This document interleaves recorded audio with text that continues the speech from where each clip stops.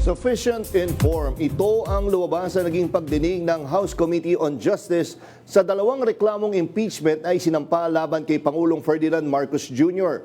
Pero kailangan pang alamin ng mga mambabatas kung pasado sa substance o kung may sustansya o nilalaman ang reklamo laban sa Pangulo.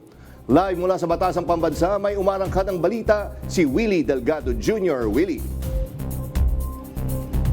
Check, nasa pangalawang Lunes pa lamang simula ng magbalik sesyon dito sa Kamara, umuulan na kaagad ng impeachment dito sa mababang kapulungan.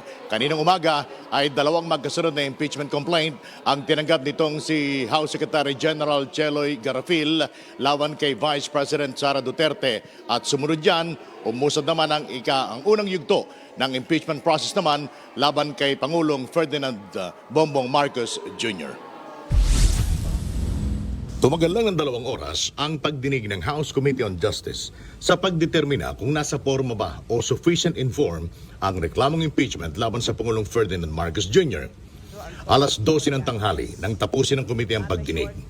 Unang pinagbotohan ang inihain ni Attorney Andre De Jesus noong January 19. Kung saan nakakuha ito ng mayorya ng mga miyembro.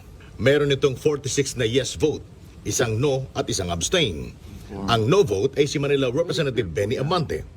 Gusto kasing marinig ni Abante ang explanation ni Representative Jet Nisay sa pagiging sufficient informed ng reklamo.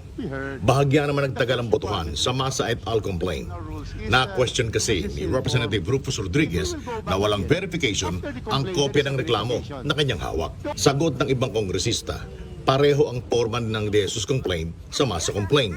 Para lang matapos ang diskusyon, kumuha si Chairman Jervil Luistro ng kopya ng De Jesus complaint para pagparehasin sa Masa et al. Complaint.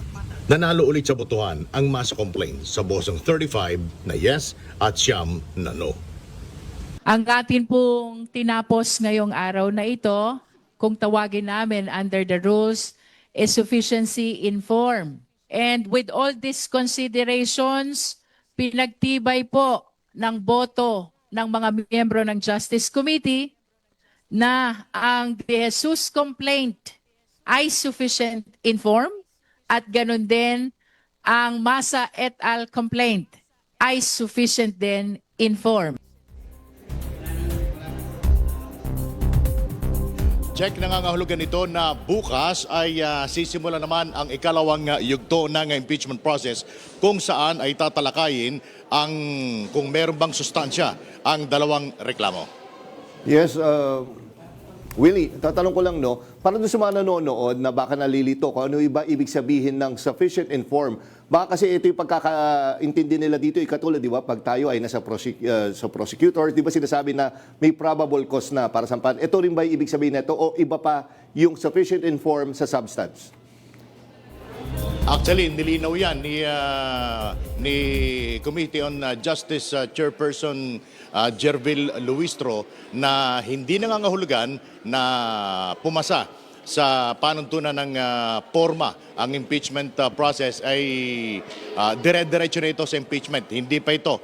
Nasa preliminary pa lamang itong pinag-uusapan dahil yung sufficient informed, ito yung unang yugto ng impeachment process kung saan tinitingnan kung nasa tama ba yung forma ng ginawang impeachment complaint laban sa impeachable official. Ito ba'y verified? Ito ba'y may sapat na reklamo? Meron bang mga ebidensya o supporting documents yung kanilang mga bintang doon sa ini-impeach na public official?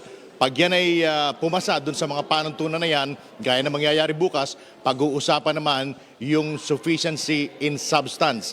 Nangangahulugan nito na yung bang lahat ng mga reklamo ay tumutugon naman sa panuntunan nung mga grounds na kabilang doon sa impeachment process. Katulad nung ito ba'y aakma doon sa ground na betrayal of public trust, violation ng graft and corruption, etc. etc.